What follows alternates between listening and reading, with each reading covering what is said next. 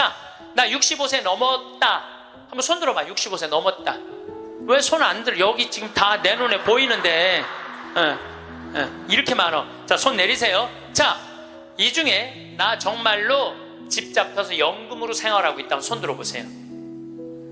지금 한 분, 두 분, 그러니까 제 말이 세 분, 네 분, 제 말이 맞아요. 지금 여기 한 1000여 분 있는데 거의 100명 중에 한 명만 집을. 그런데 이 집 잡혀서 사는 분과 집 안 잡혀서 자식한테 물려주겠다는 분하고 삶의 질은 또 달라요. 집 잡혀서 한 달에 150만 원, 200만 원을 받아 사는 사람들은요, 근심 걱정 하나도 없대요. 마음이 그렇게 편안하대요.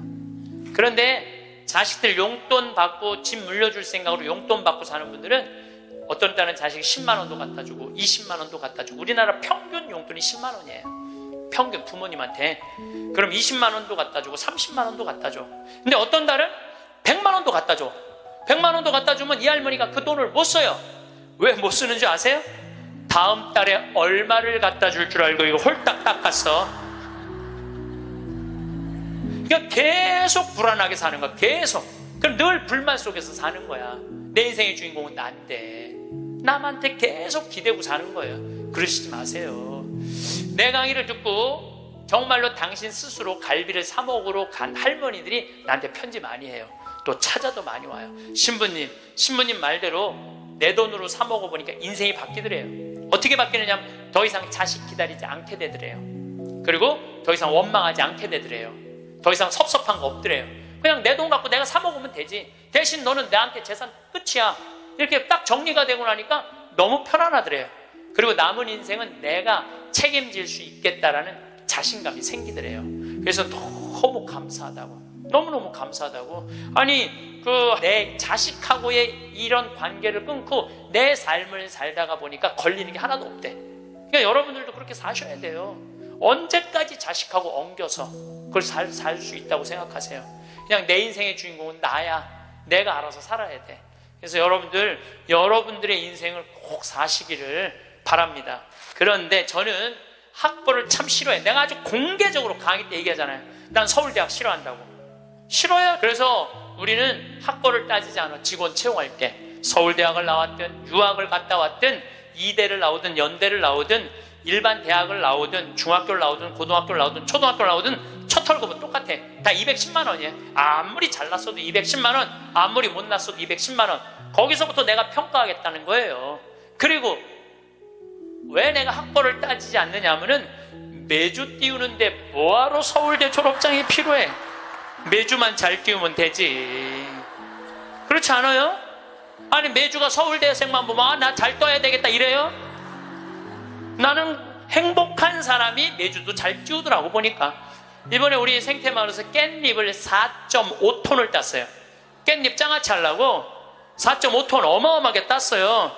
그런데 깻잎 따는데 뭐하러 그놈의 2대 졸업장이 필요해? 우리는 깻잎 따는데 2대 졸업장 필요 없어. 뭐만 잘하면 돼? 깻잎만 잘 따면 돼. 깻잎만. 자, 기도 바치도록 하겠습니다. 성부와 성자와 성령의 이름으로. 우리 인간은 잘 죽으려면 잘 살아야 돼요.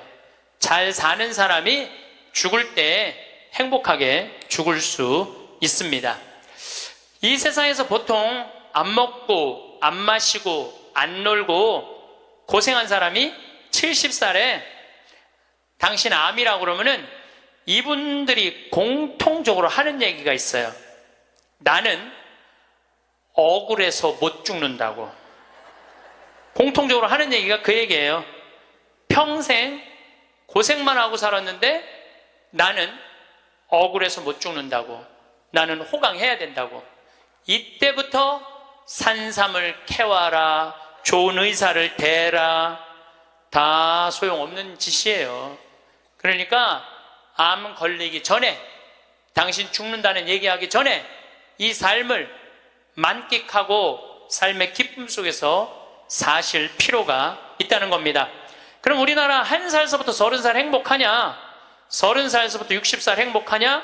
60살서부터 120살 행복하냐 이거예요. 제 얘기는 제가 왜 120살이라고 말씀드리느냐 하면 20년 전에 제가 강의할 때 앞으로 100세 시대 올 겁니다 라고 말씀드렸을 때 많은 할머니들이 이렇게 말했어요. 신부님, 끔찍한 소리 하지 마세요.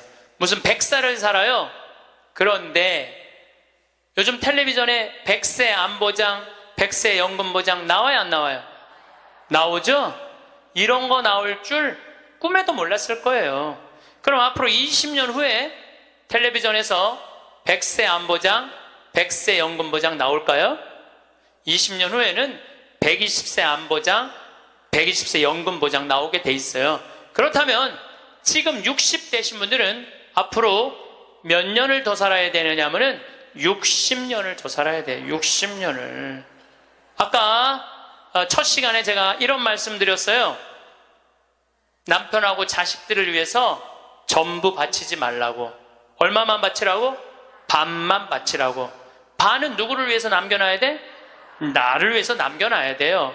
내가 행복해야지 남편도 행복하고 자식도 행복한 거예요. 내가 불행한데 어떻게 남편하고 자식이 행복할 수 있습니까? 우리 부모님이 80 넘어 돌아가셨다. 한번 손 들어보세요. 80 넘어 돌아가셨다. 우리 부모, 이렇게 많아요. 부모님이 90 넘어 돌아가셨다. 손 들어보세요. 손 내리시고, 우리 부모님이 아직 90이 넘었는데 아직도 살아계시다. 손 들어보세요. 자, 혹시 우리 부모님 아니라 이모, 고모라도 100살이 넘은 사람이 있다. 한번 손 들어보세요. 거긴 몇 살이에요? 104살. 그 뒤에 분은 101살. 네. 보통 제가 이렇게 강의할 때 2분 정도 100살 넘은 부모님 있다고 얘기를 해요. 2분 정도. 무슨 얘기냐면은 지금 한국에 100살 넘은 사람이 몇 명이냐면 2만 명이에요. 2만 명. 100살 넘은 사람이, 아니, 옆에 아무나 100살 넘은 사람이 있으니까 2만 명이 넘어요. 그럼 앞으로 20년 후에는 내가 보기엔 20만 명 훨씬 넘어요. 여기 그 대상자들 전부 앉아 있는 거예요. 대상자들 전부 앉아 있는 거예요. 그러면은 1살서부터 30살 행복하냐? 1살서부터 30살은 뭐 해야 되는 나이냐면은 엄마 아빠, 중요한 건 친구들하고 먹고 마시고 놀아야 되는 나이예요. 여러분들, 사람이 되려면 책상 안에서 공부를 해야지 사람이 되는 게 아니에요. 사람이 되려면은 친구들하고 어우러져서 뛰어놀아야지 사람이 돼요. 엄마 아빠랑 그 정을 느끼면서 뜨거운 어머니의 사랑, 아버지의 사랑을 느끼고 살아야지 사람이 되는 거예요. 책상 안에서 공부만 한다고 사람이 되는 게 아니에요. 근데 초등학교 1학년 애가 엄마 아빠 친구들이랑 좀 먹고 마시고 놀라고 그랬더니 엄마 아빠가 이렇게 말합니다. 이놈의 새끼야, 네가 지금 먹고 마시고 놀 시간이 어딨어. 공부해야지. 초등학교 1학년 애가. 제가 한동안 영어학원을 다녔어요. 잠비아 이제 가느냐고. 영어학원 이제 지하에다 주차를 해놓고 1층에 애들이 타요. 애들이 타면, 초등학교 애들이 타는 거죠. 영어학원 온다고 타는데 요만한 애가 가방을 2개를 메요. 앞에 하나, 뒤에 하나. 내가 물어봐요. 너 몇 학년이냐? 초등학교 1학년요. 그래요. 이거 가방을 왜 2개냐? 이거 학교 가방, 이거 학원 가방. 딱 그래, 애들이. 또 요즘 애들 중에 너무 놀란 애들이 있어. 들어올 때 보면은 가방 안 메고 와요. 여행용 캐리어를 끌고 들어와. 여행용 캐리어를. 네, 캐리어를 끌고 다니는 애도 있어요. 보면은. 그러니까 초등학교 애가 학원을 13개까지 다니는 애를 봤어요. 얘는 엄마 아빠 친구들이랑 먹고 마시고 놀 시간이 없는 애예요. 중학교 올라가면은요, 중학교 올라가면은 자율학습 해야지, 보충학습 해야지, 학원 다녀야지. 엄마 아빠랑 먹고 마시고 놀 시간이 어딨어. 얘는, 인간은요 언제 행복하냐면은 먹고 마시고 놀 때 행복한 거예요. 이거는 내가 요즘 인문학 교수들 얘기를 들어보면 결론은 그거야. 근데 너는 나중에 행복해. 넌 지금 나중에 행복하려면 지금 먹고 마시고 놀지 말어. 그래갖고 먹고 마시고 놀지 못하게 해요. 그럼 너 서울대학 가서 먹고 마시고 놀아. 그럼 우리나라 서울대학 가는 애들은, 공부하는 애들의 0.5%만 서울대학을 가요. 99%는 서울대학 못 가요. 99%는 가지도 못할 서울대학 때문에 20년 인생을 다 날려버리는 거예요. 얘네들은 먹고 마시고 놀지 못하는 거예요. 그래서 얘네들 안에 뭐가 없느냐면 기쁨이 없어요. 얘네들 안에 뭐가 없느냐면 행복이 없어요. 친구가 있어야지 사람은 행복한 거예요. 친구가 없는 사람은 판단력이 떨어지게 돼 있어요. 친구가 없는 사람은 정보가 취약할 수밖에 없어요. 그 부모로부터 받은 후광 외에는 아무것도 없었던 거예요. 지금 와서 보니까. 여러분들 자식들도 정말로 답답하게 키우고 싶으면 계속 학원 보내면 돼요. 예. 그러니까 제일 중요한 거는 먹고 마시고 노는 거예요. 그럼 얘가 30년 동안 30살 이후부터 너 행복해야 돼. 그래서 30살부터 얘가 삼성에 취직해갖고 행복할 수 있다고 생각하세요? 우리말에 이런 말이 있어요. 먹어본 놈이 먹고 놀아본 놈이 논다고. 먹고 마시고 노는 것도 아무나 먹고 마시고 노는 게 아니에요. 먹고 마시고 놀 줄 모르면은 얘는 나중에도 행복할 수가 없어요. 나는 직원들한테도 나중에 잘 안 해줘요. 언제 잘해줘? 지금 잘해줘. 지금 잘해주려면 지금 잘해줘. 네.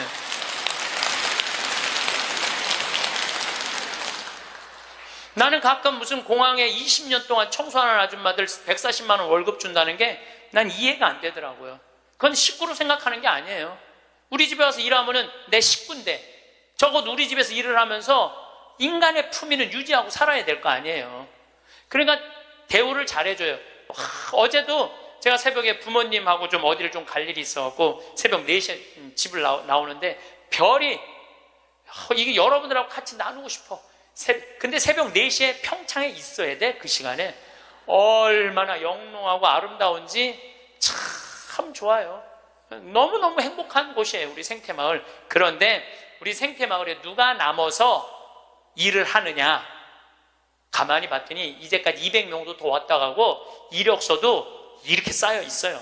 취직하겠다고.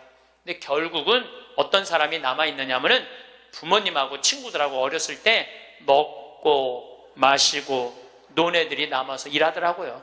간혹 저한테 신부님 우리 애가 우울증이에요. 우리 애가 왕따 당했어요. 우리 애가 컴퓨터 중독이에요. 우리 애가 알코올 중독이에요. 신부님 사람 하나 살리는 셈 치고 우리 애 좀 받아주세요. 내가 또 마음이 약하니까 받아줘요. 받아주면은 3개월 이상을 못 버텨요. 본인이 그런다고 생태마을의 환경이 아무리 좋아도 그렇게 아까 얘기했죠. 먹어본 놈이 먹고 놀아본 놈이 노는 거라고. 어렸을 때 불행하게 자란 애들은요, 그 공동체 안에서 직장생활 못해요. 아니 KBS에서도 실험을 했잖아요. IQ 좋은 애, 성적 좋은 애, 생활기록부 좋은 애, 이거 쉽게 말하면 먹고 마시고 노는 애. 초등학교 6학년 때 요 성적표를 가지고 30년 후에 추적을 해봤어요. 누가 행복하게 사나? 그랬더니 IQ 좋은 애도 아니고 성적 좋은 애도 아니고 뭐 좋은 애야? 생활기록부 좋은 애, 먹고 마시고 노는 애들이요, 결국은 잘 살더라 이거예요. 결국은. 그러니까 여러분들 자식들한테 너 공부 잘해야지 행복하다는 얘기는 틀린 얘기예요. 이 얘기가 핀란드에서는 이미 결론이 난 거예요. 핀란드는 초등학교 입학 조건이 뭔지 아세요? 잘 노는 애. 잘 노는 애가 입학 조건이에요. 입학 이제 학생들 뽑으려고 전부 다 애들이 와 있잖아요. 근데 놀이시설을 딱 놀게 해요. 근데 한 애가 안 놀아. 그럼 부모 불러갖고 뭐라고 그러는 줄 알아요? 얘 유치원에 다시 보내라고. 왜 우리 애가 유치원에 가? 얘는 지금 노는 법을 모른다고. 놀아야지 사람이 되는 거예요. 놀아야지. 근데 우리는 먹고 마시고 노는 일을 아주 우습게 보는 거예요. 우리나라가 독일보다 4개월을 일을 더 해요. 4개월을 일을 더 하고 미국보다 3개월을 더 일을 해요. 1년에. 그런데 우리가 독일보다 잘 살아요? 미국보다 잘 살아요? 그렇게 뼈 빠지게 일을 하는데도 일한다고 돈 버는 게 아니에요. 제가 아주 재미난 일이 있었어요. 신나는 일이죠. 잠비아에 이제 우리 치과 의사들이 이번에도 1,400명 환자를 봤어요. 안과 의사 2분, 치과 의사 9분이 환자를 1,400명을 봤어요. 일주일에. 어마어마하게 환자를 봤죠. 근데 이제 그 의사 4년째 나 따라다니는 의사가 나 가기 전에는 맨날 신부님 나 비행기에서 떨어져서 죽었으면 좋겠어요. 차가 와서 쳐서 죽었으면 좋겠어. 그랬던 의사예요. 근데 잠비아 봉사활동 가면서부터 사는 게 즐거운 거야. 내 걸 나누니까 자기 존재의 의미가 있는 거예요. 근데 이 의사가 참 돈을 많이 버는 의사예요. 그런데 왜 죽고 싶으냐? 건물은 큰 걸 사놓고 그 빚을 해대느냐고, 화장실 가는 게 아까워갖고 물을 안 마셔. 오줌 누는 시간이 아까워갖고, 진료 시간이. 그러니까 사는 게 즐겁지 않은 거죠. 여러분들 인생에 정말 힘든 게 뭔지 아세요? 확장 이전이에요. 여러분들 괜히 아파트 20평에서 40평 넓혀가는 거, 장사 잘 되는 가게 10평에서 40평 넓혀가는 거 다 고통의 시작이야. 그냥 있는 데서 살아요. 뭐하러 확장 이전을 해. 행복하지 않았던 거야. 근데 잠비아를 떠나면서부터 사는 게 즐겁기 시작한 거예요. 그리고 내가 얘기했어요. 인생은 화장실도 안 가고 진료하는 게 인생이 아니야. 먹고 마시고 노는 게 인생이야. 제발 먹고 마시고 놀아. 그랬더니 그때부터 먹고 마시고 놀기 시작하는 거예요. 일주일에 이틀 과감하게 놀고, 1년에 성지순례 10일 나 따라가고, 성지순례 다른 데 또 가고, 호주 의사들 같이 여행 다니고, 1년에 40일을 놀아요. 40일을 무지하게 노는 거예요. 그러니까 그 조카가 이제 군대 갔다 와서 아르바이트 하면서 그렇게 노니까 이모한테 그렇게 물어보더래요. 이모, 이 치과 월급은 나오는 거야? 이렇게 물어보더래요. 그런데 내가 물어봤어요. 그렇게 먹고 마시고 놀면서 진료할 때랑 화장실도 안 가고 진료할 때랑 어느 때 돈을 더 많이 버느냐? 그랬더니 요즘이 훨씬 많이 번대요. 그리고 세무서에서 연락 왔대요. 돈이 너무 많이 벌려갖고 세무조사 나올 테니까 직원들하고 또 어디 놀러 가라고. 그래서 이제 다음 달에 어디 정동진인가 직원들 데리고 놀러 간대요. 여러분들 집에서 청승 떨고 아무것도 안 마시고 지립대 일만 한다고 돈이 벌려지는 게 아니에요. 먹고 마시고 놀 때 돈도 많이 벌리는 거예요. 우리 생태마을 요즘 다 망한다고 그러잖아요. 우리 생태마을은 작년에 매출액이 45억이었는데 올해 50억이야. 50억. 얼마나 청국장, 가루, 깻잎 많이 팔리는지 몰라요. 하루에 2천만 원씩 팔려. 하루에 2천만 원씩. 요즘 내가 사장인데 내가 사장이 뭐 할 것 같아? 맨날 먹고 마시고 노는 거야. 맨날 먹고 마시고 노는 거야. 직원들 줄 거 다 주고, 아끼지 않아요. 줄 거 다 주고.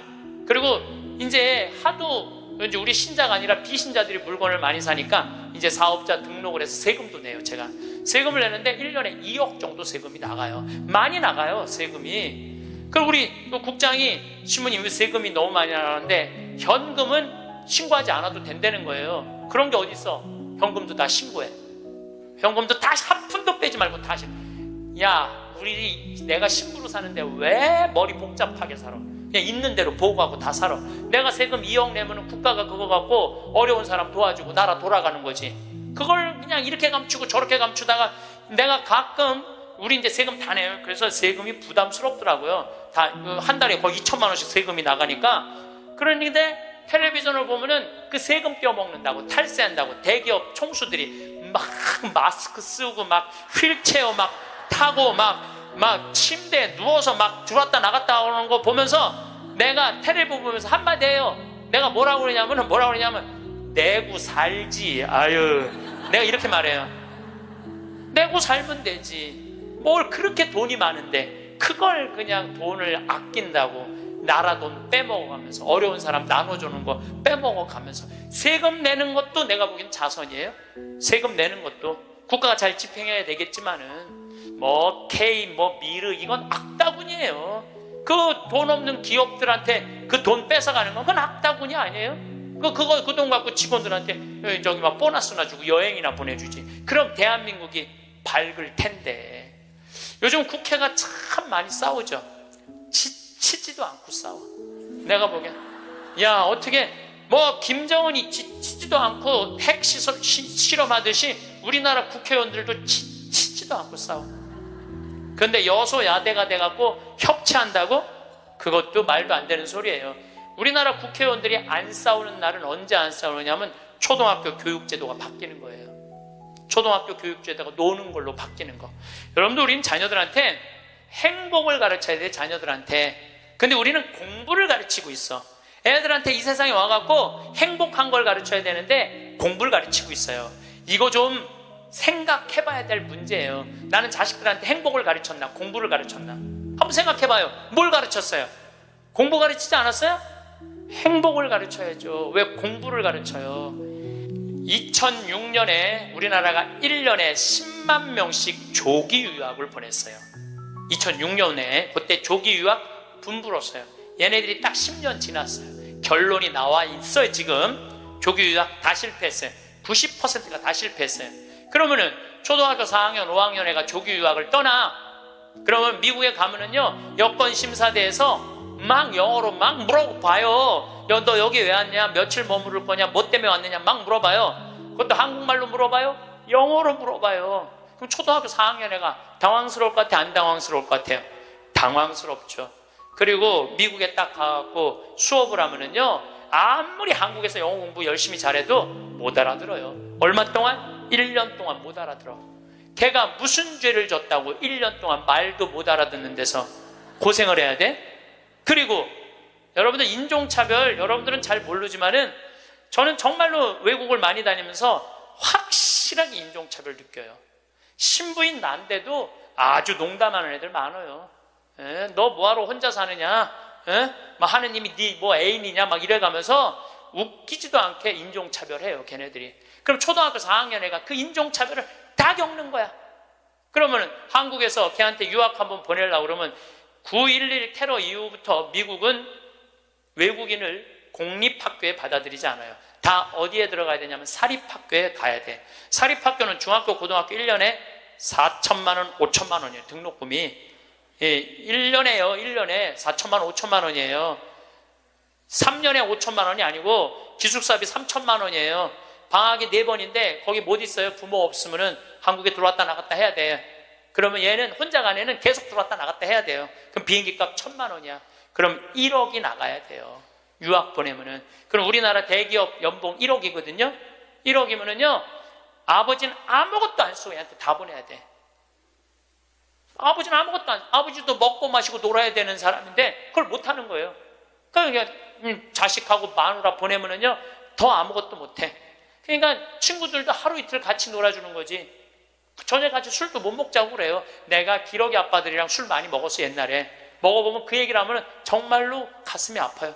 그러면은 하루 이틀 그러다가 이제 혼자 술집에 가는 거야. 혼자 술집에 뭐 장미 뭐 이런 데 가면은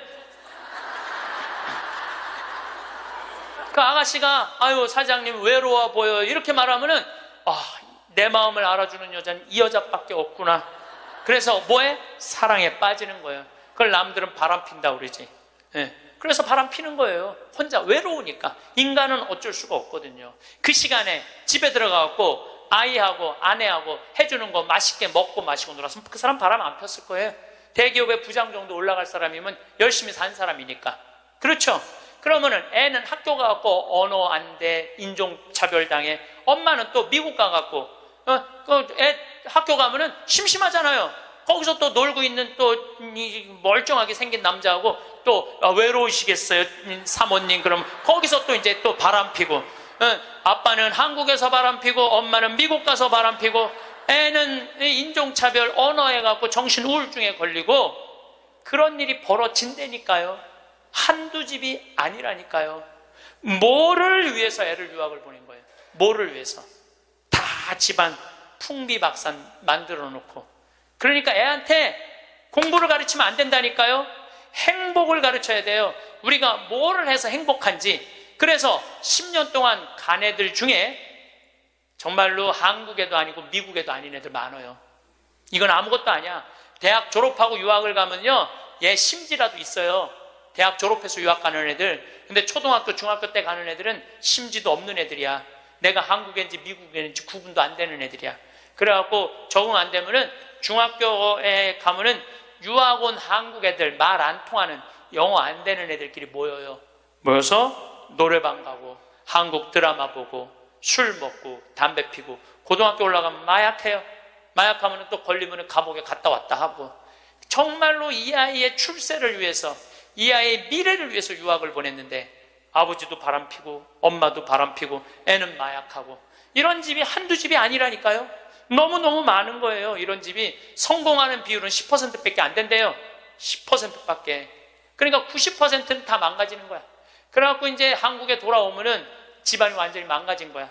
애는 집에서 나가지도 않고 왜냐하면 유학이라는 건 갔다 왔는데 대학을 졸업한 것도 아니고 한국에서 취직되는 것도 아니고 그러니까 아무것도 못하는 거야.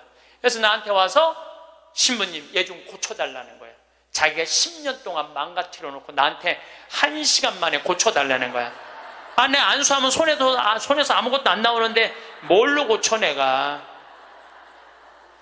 그런데 이제는 1년에 10만 명씩 받은 게 이제 3만 명밖에 안 가요. 왜? 실패한 게 결론이 났으니까. 나는 그러지 말자는 거예요. 그 1년에 1억씩 유학비 보낼 돈이 있으면 그 돈 갖고 한국에서 엄마 아빠 자식이랑 행복하게 먹고 마시고 놀으라는 거예요. 그럼 이 집은 깨지지도 않고 애는 아주 건강하게 자랄 거예요. 우리가 아주 중요한 거를 놓치고 있는 거예요. 별거 없어. 인생이 뭐 그렇게 복잡해? 그리고 여러분들 출세 그것도 해봐야. 난 텔레비전 보면서 출세하는 거 하나도 안 부러워요. 뭐 민정수석 무슨 수석들 지금 그게 사람 사는 거예요? 저런 모습이? 차라리 그 자리에 안 가면은 거짓말도 안 할 거 아니에요. 그 자리에 가면 어쩔 수 없이 거짓말하고. 어떻게 보면 여러분들이 훨씬 행복한 분들이에요. 여러분들은 거짓말 일이 뭐가 있어? 누가 돈을 갖다 줘야지 안 받았다고 그러지. 누가 돈을 갖다 줘야지 안 받았다고 그러지. 참. 자, 그렇다면은 30살에서부터 60살은 행복하냐? 대한민국에. 자, 이 30살에서부터 60살은 저는 인생의 황금기라고 생각해요. 여러분들, 여행은 가슴이 떨릴 때 가야지 다리가 떨릴 때 가면 안 된다니까요. 근데 이때 가야 될 때야. 가야 될 때야. 그런데 자식 공부시킨다고, 자식 출세시킨다고 나는 안 먹고 안 마시고 안 놀아. 30년 동안 그랬어. 그럼 이 사람은 30년 동안 껍데기 인생을 산 거예요. 자기 인생 산 거 아니에요. 자식만을 위해서 살았다고. 나는 자식 하나 잘 되면은 엄마의 기쁨이라고 그러는데 그것도 옛날에 45, 46까지 살 때 얘기예요. 이제 여러분들 120살 살면은요 자식이 90이 돼버려요. 그 자식 출세하는 거 여러분들 행복하고는 아무 상관이 없어요. 70살, 80살 된 자식하고 90살, 100살 된 여러분들하고 아무 상관이 없어요. 자식을 출세시키고 싶으면 여러분들이 먼저 출세해야 돼요. 자식을 철들게 키우고 싶으면 누가 먼저 철이 들어야 돼? 여러분들이 먼저 철이 들어야 돼. 그런데 여러분들이 30살부터 60살까지 자식 출세만 바란다고 빈 껍데기로 30년을 살았어. 근데 여러분들이 철이 들 것 같아요? 지금 대한민국에 30살부터 60살 철든 사람이 얼마나 있을 것 같아요?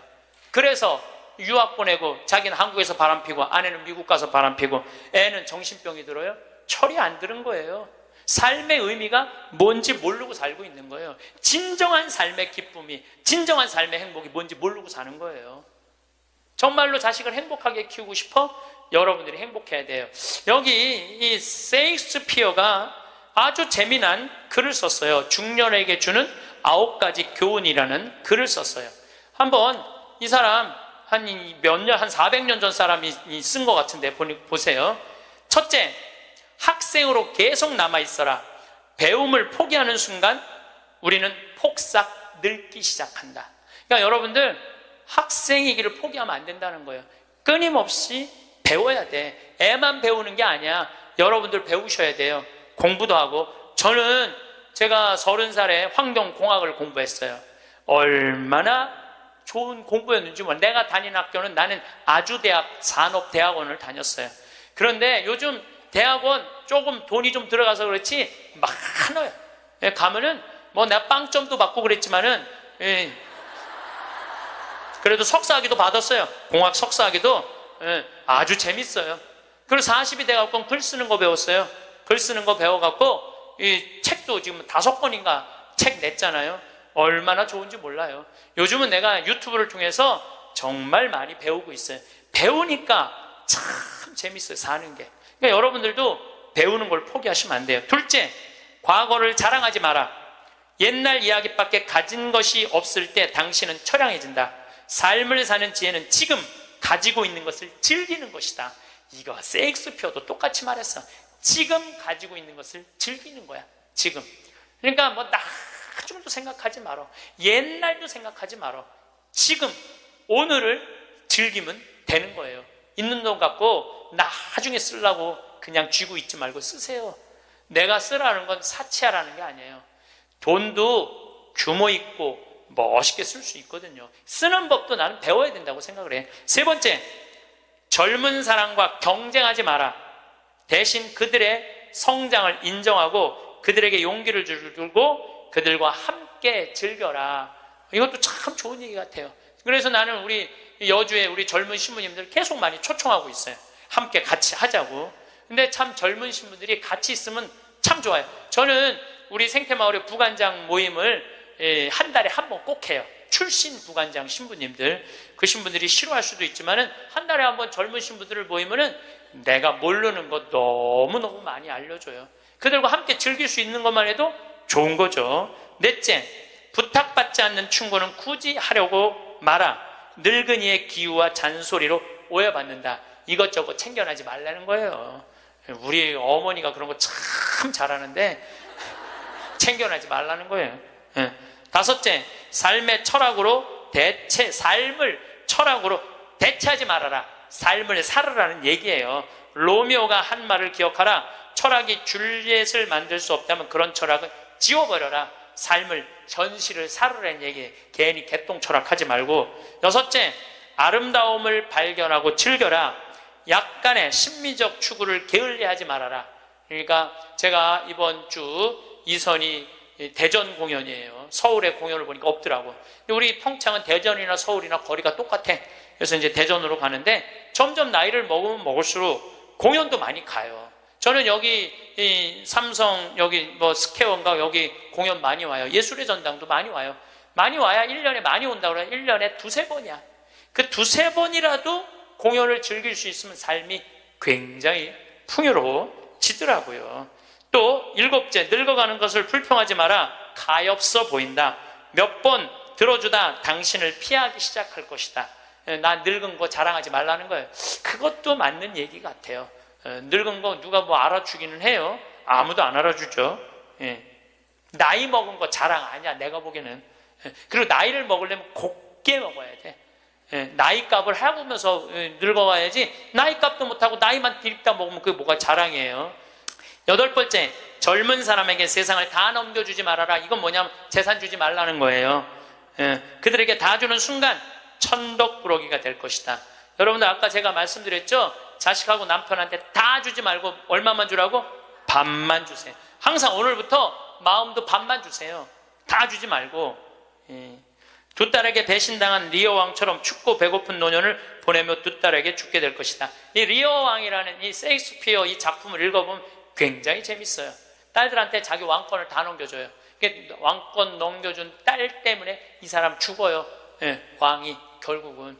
그러니까 여러분들도 자식들한테 다 넘겨주지 마세요. 여러분들의 인생을 사세요. 아직 여러분들 한참 남아있거든요. 아홉 번째, 죽음에 대해 자주 말하지 마라. 죽음보다 확실한 것은 없다. 인류 역사상 어떤 예외도 없었다. 확실히 오는 것을 일부러 맞으러 갈 필요는 없다. 삶을 탐닉해라. 그때까지 삶을 먹고 마시고 즐겨라, 이 얘기예요. 먹고 마시고 즐겨라. 우리는 살기 위해 여기에 왔노라. 즐겁게 살라고 여기에 온 거라는 얘기예요. 그러니까 이 30부터 60까지 여러분들은 나는 자식을 위해서 아무것도 안 한다, 이런 생각하지 말라는 거예요. 내 삶을 살아가라는 거예요. 그러면 60살서부터 120살은 행복하냐? 60살서부터 120살 나는 자식한테 바라는 거 하나도 없어. 나는 보상 심리가 없어. 이거 다 거짓말이에요. 자식한테 왜 바라는 게 없어요? 얼마나 많이 바라는데요. 자식이 용돈 안 갖다 주고 전화 안 하고 찾아오지 않으면 섭섭하다고 얘기합니다. 여기 있는 분들 다 그렇게 얘기해요. 얘기 안 하는 분들 거의 없다고 보면 돼요. 그런데 여러분들 60살서부터 120살까지 어떻게 자식이 60년 동안 효도를 할 수가 있어요? 그게 가능하다고 얘기 들어요? 그런 생각 드세요? 나는 60년 동안 효도 받아 먹을 거야. 60살서부터 120살까지. 이거는 있을 수 없는 얘기예요. 그리고 늙어서 자식이 효도하면 행복하고 자식이 효도하지 않으면 불행하고. 왜? 늙어서 행복을 자식한테 떠넘겨. 그냥 내가 행복하면 안 돼요?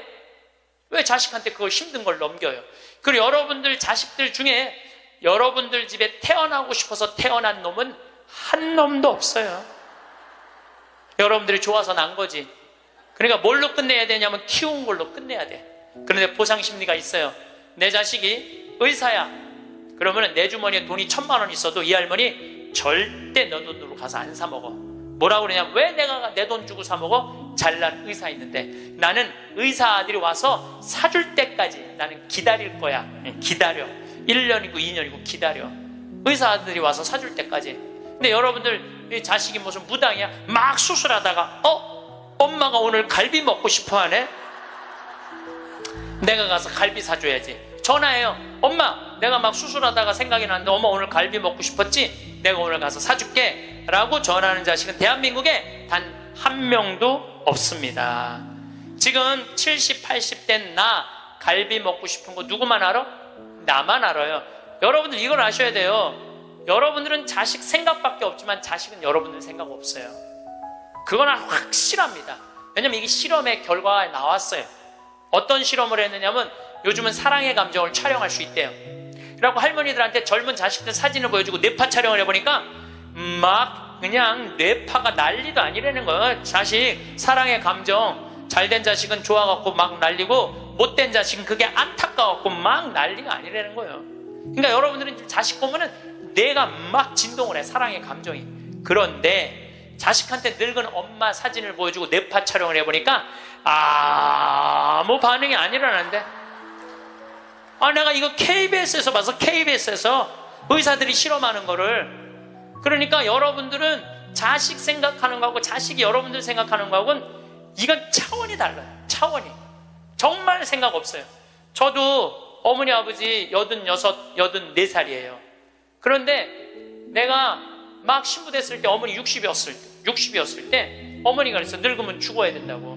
그때 이제 효도할 때가 됐는데 죽으면 안 되지. 그래갖고 어머니 아버지 모시고 파리, 로마, 이스라엘, 베이징, 우리나라 금강산, 백두산, 우리나라 좋대는데 온천 다 모시고 다녔어요. 왜 모시고 다녔느냐 하면 죽는 데니까 빨리 보여줘야 될 거 아니야.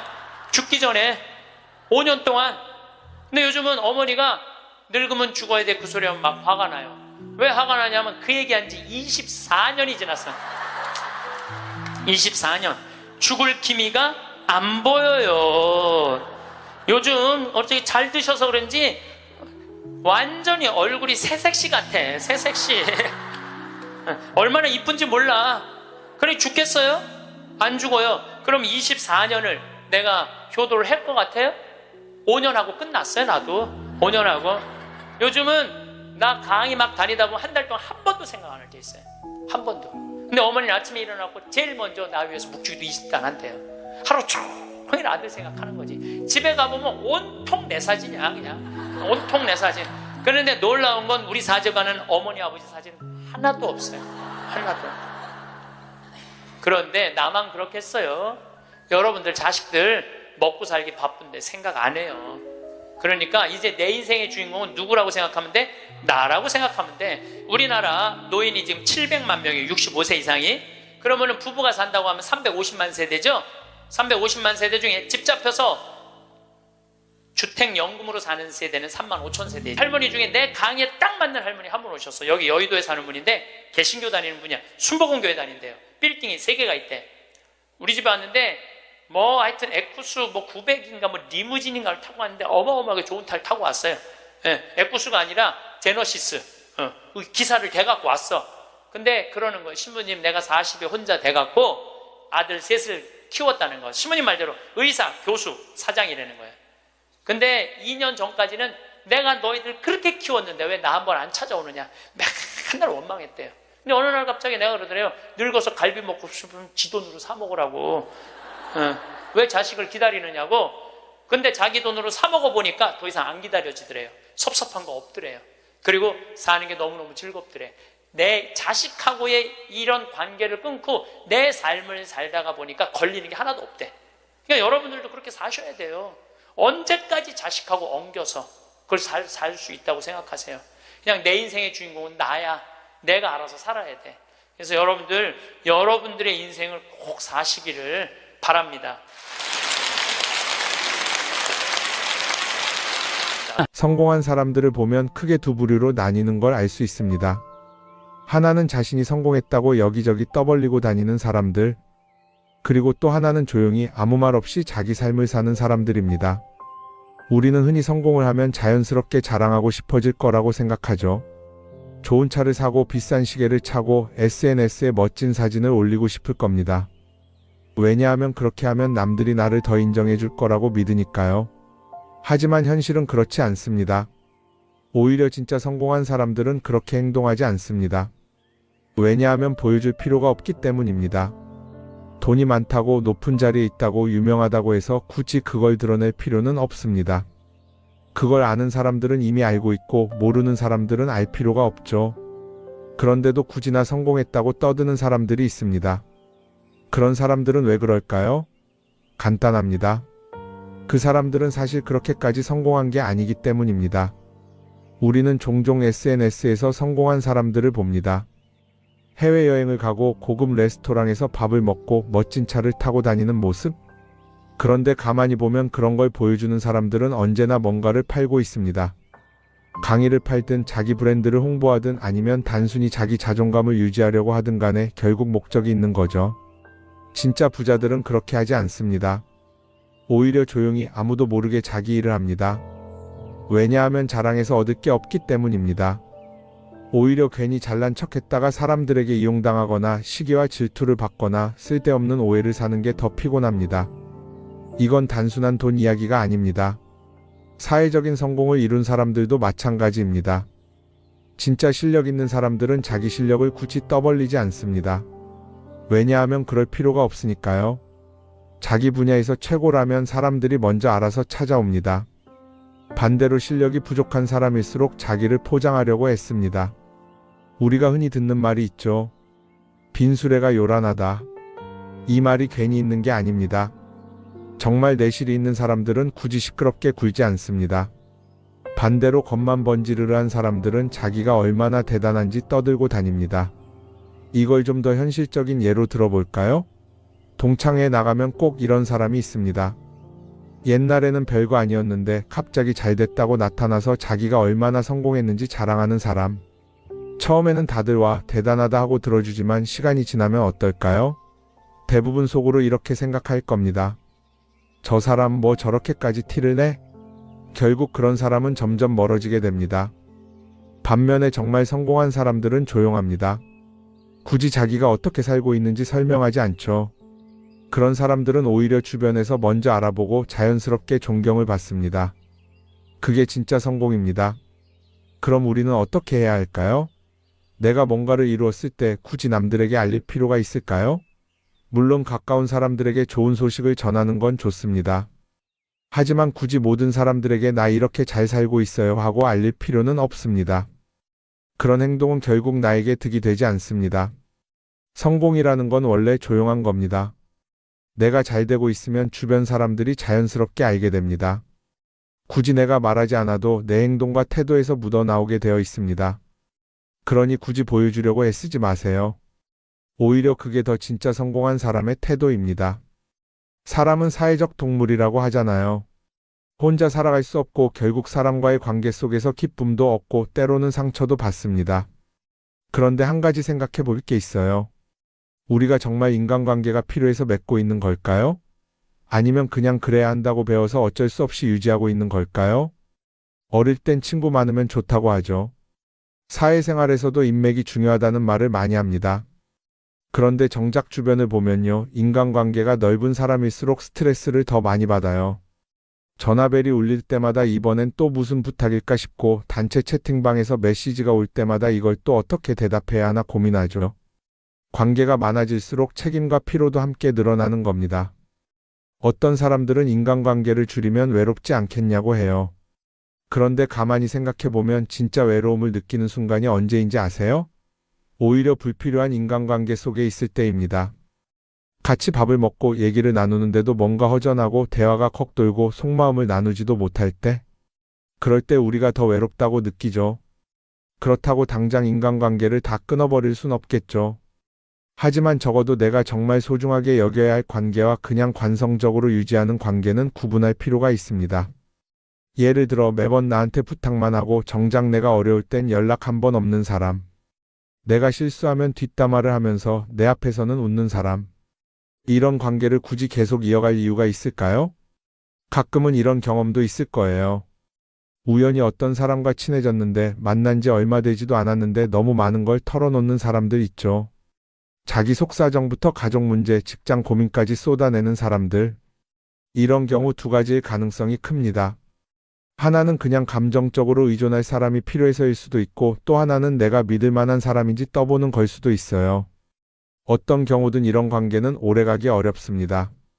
사실 친밀함이라는 건 시간이 필요한 법이에요. 적당한 거리를 두고 천천히 서로를 알아가야 하는데 초반부터 급격하게 가까워진 관계는 쉽게 무너지는 경우가 많습니다.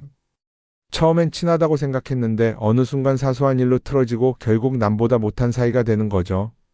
그러면 인간관계를 어떻게 해야 할까요? 답은 간단합니다. 억지로 맺지 말고 굳이 유지하려고도 하지 않는 거예요. 내가 편한 관계라면 자연스럽게 이어질 것이고 그렇지 않다면 서서히 멀어질 겁니다. 그리고 그걸 억지로 붙잡지 않아도 괜찮습니다. 관계를 유지하는데 에너지를 쓰기보다는 정말 소중한 관계에 집중하는 게 더 낫지 않을까요? 어떤 사람은 내가 인간관계를 줄이면 나중에 나 혼자 남는 거 아니냐 걱정하기도 해요. 그런데 생각해보면요, 진짜 나를 위하는 사람은 많지 않아요. 인간관계를 줄인다고 해서 완전히 혼자가 되는 게 아닙니다. 오히려 불필요한 관계를 정리하고 나면 남아있는 관계들이 더 단단해지고 가치 있게 느껴질 겁니다. 예전엔 인맥이 자산이라는 말을 많이 했어요. 그런데 요즘은 꼭 그렇지도 않죠. 오히려 불필요한 인간관계가 많으면 그게 짐이 될 수도 있어요. 적당한 거리, 적당한 선. 이걸 잘 지키는 게 결국엔 가장 편한 인간관계를 유지하는 방법 아닐까요? 한번 곰곰이 생각해 보세요. 지금 내 주변에 있는 사람들 중에서 내가 정말 편하게 만날 수 있는 사람이 몇 명이나 되는지, 내가 억지로 맞춰주고 있는 관계는 없는지. 관계를 줄이면요, 외로워지는 게 아니라 오히려 더 자유로워집니다. 그리고 자유로워진 만큼 내 인생에서 정말 중요한 것에 집중할 수 있게 됩니다. 인간관계 너무 많은 걸 신경 쓰다 보면 정작 중요한 걸 놓칠 수 있어요. 그러니까 이제는 한 번쯤 정리해보는 것도 나쁘지 않을 겁니다. 사람들이 돈을 많이 벌고 싶어 하는 이유가 뭘까요? 단순히 돈이 많으면 좋으니까? 물론 그것도 있겠지만 사실 돈을 원하는 진짜 이유는 더 나은 삶을 살기 위해서겠죠. 그런데 문제는 돈을 많이 번다고 해서 반드시 삶이 나아지는 건 아니라는 겁니다. 오히려 더 많이 벌수록 더 많이 쓰게 되는 경우가 많아요. 가끔 이런 생각해 본 적 없으세요? 예전에는 돈이 지금보다 훨씬 적었는데 이상하게 그때가 더 여유로웠던 것 같다. 왜 그럴까요? 사실 우리가 원하는 건 돈 그 자체가 아니라 돈을 통해 얻을 수 있는 자유인데 돈을 벌면 벌수록 그 자유를 잃어버리는 경우가 많아요.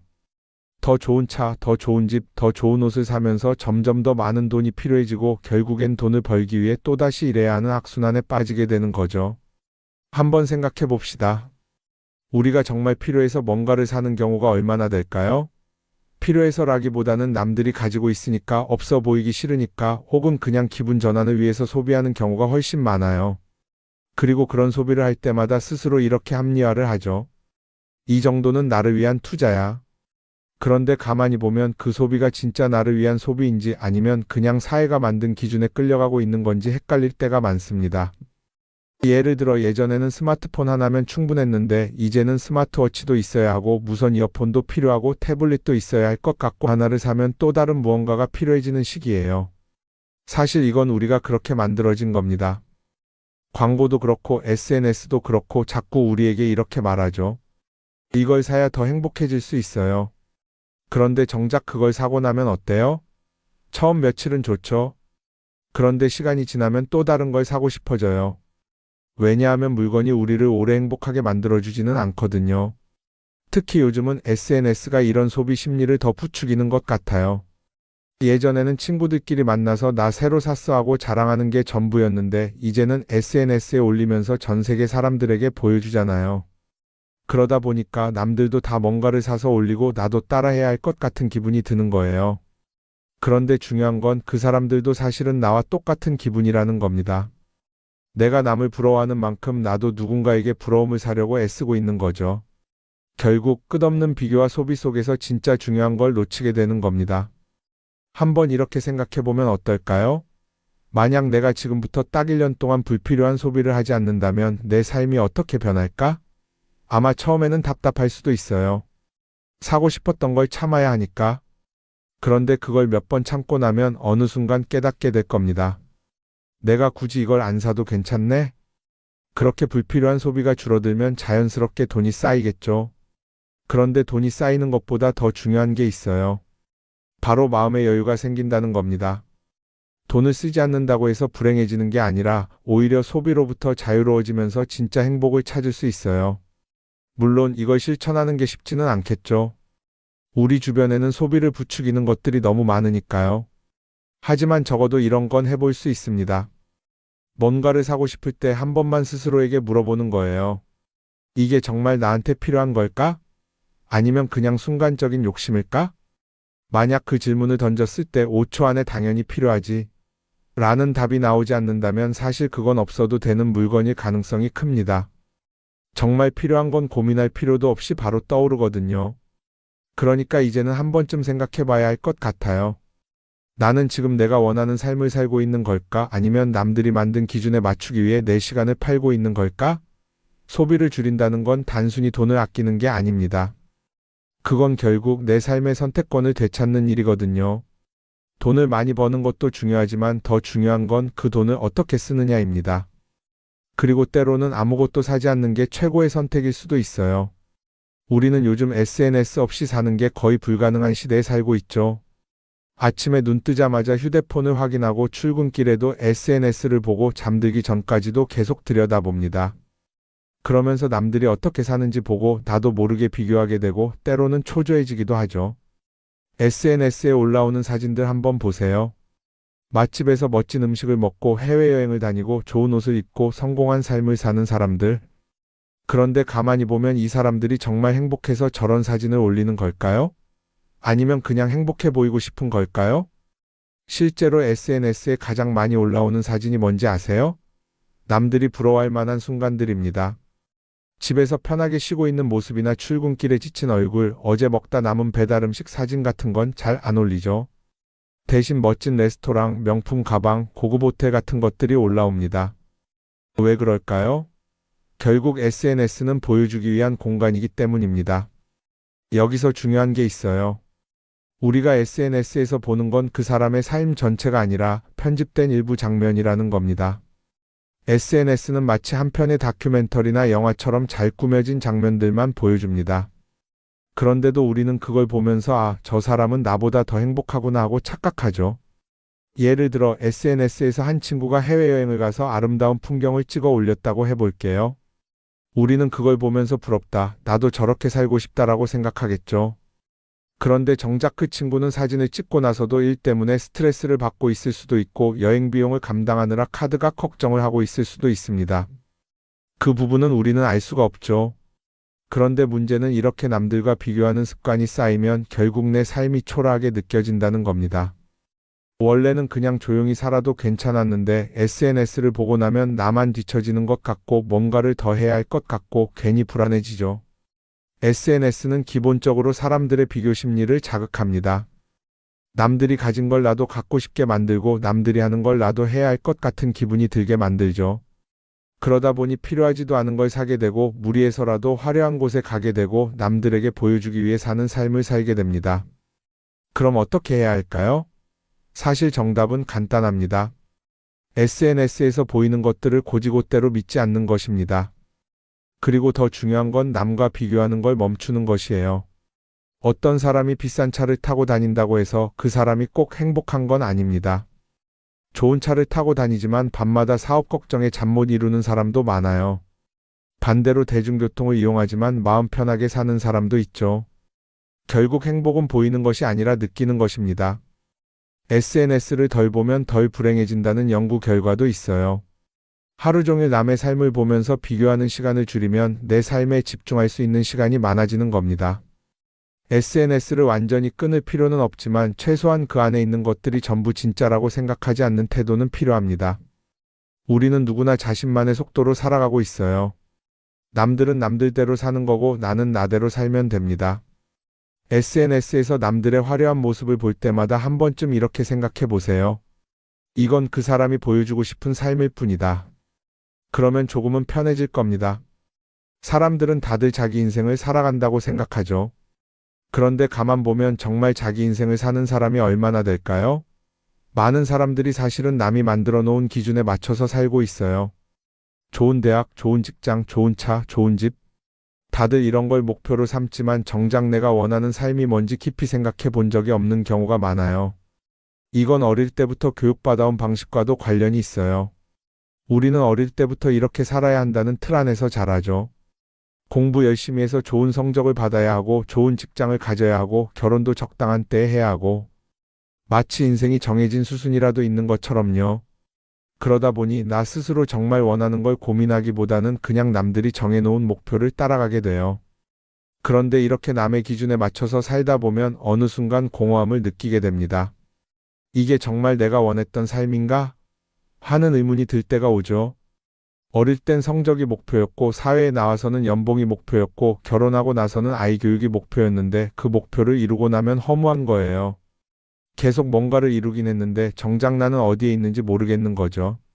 진짜 중요한 건 내가 원하는 게 뭔지를 아는 것이에요. 그런데 이게 쉽지 않죠. 오랫동안 남의 기준대로 살아왔기 때문에 막상 내가 정말 원하는 게 뭐지? 하고 물어보면 선뜻 대답하기 어려운 경우가 많아요. 하지만 이 질문을 하지 않으면 우리는 평생 남이 정한 기준 속에서 살게 됩니다. 그럼 어떻게 해야 할까요? 첫 번째로 필요한 건 내가 왜 이런 생각을 하게 됐는지 스스로 점검하는 거예요. 예를 들어 내가 비싼 차를 사고 싶다고 생각한다면 그게 정말 내 필요 때문인지 아니면 남들에게 잘 보이기 위해서인지 한번 따져봐야 해요. 만약 남들이 나를 어떻게 볼까 하는 게 더 중요하다면 그건 내 기준이 아니라 사회가 만들어 놓은 기준일 가능성이 큽니다. 두 번째는 다른 사람의 의견에 휘둘리지 않는 연습을 하는 거예요. 우리는 살아가면서 끊임없이 남들의 평가를 받죠. 그 나이에 그런 걸 시작한다고? 지금 그게 가능하겠어? 이런 말들이 우리를 흔들어 놓습니다. 그런데 그런 말에 신경 쓰다 보면 결국 아무것도 하지 못하게 돼요. 중요한 건 남들이 뭐라고 하든 내가 결정하는 거예요. 물론 남의 조언을 들을 수도 있고 참고할 수도 있죠. 하지만 최종 결정은 항상 내 몫이어야 합니다. 내가 결정하고 내가 책임지는 거. 그렇게 해야 내 삶을 온전히 내 것으로 만들 수 있어요.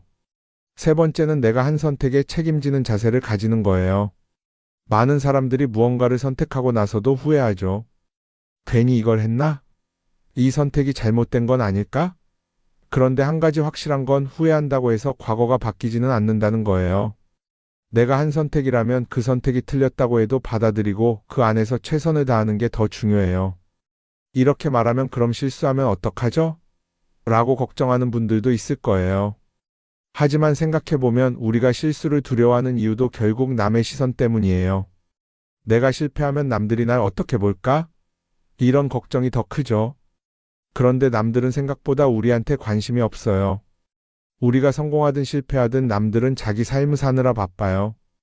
그러니까 내 인생의 주인은 결국 나 자신이라는 걸 명확히 할 필요가 있어요. 내 선택을 하고 그 선택에 책임지면서 남이 아니라 나에게 맞는 길을 찾는 것. 그게 진짜로 내 삶을 살아가는 방법이 아닐까요? 어쩌면 우리는 너무 오랫동안 이렇게 살아야 한다는 틀 속에 갇혀 있었는지도 모릅니다. 하지만 이제는 한 번쯤 생각해 봐야 합니다. 나는 진짜 내 삶을 살고 있는가? 그리고 만약 아니라면 지금부터라도 조금씩 바꿔보면 어떨까요?